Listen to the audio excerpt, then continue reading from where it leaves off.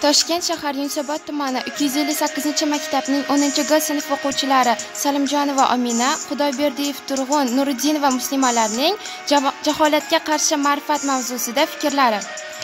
Hozirgi vaqtda ko'z o'ngimizda dunyoning turli joylarida ro'y berayotgan iqtisodiy va ijtimoiy axborot-kommunikatsiya nazariyasidagi chuqur o'zgarishlar, turli mafkuralar tortishuvi keskin tus olayotgani bir vaziyatda barchamizga ayonki, fikrlarga qarshi fikr, g'oyaga qarshi g'oya, jaholatga qarshi ma'rifat bilan kurashish har qachongidan ko'ra muhim ahamiyat kasb etmoqda. Yoshlardagi ma'naviy bo'shliqni to'ldirish uchun, ularni turli tajovuzlardan himoya qilish uchun avvalo ularning vatanimizga bo'lgan muhabbatini yanada kuchaytirish, buyuk tariximizni, milliy urf-odatlarimizni qalbida sindirish zarurdir. Yana milliy o'zligimizning salbiy ta'siridan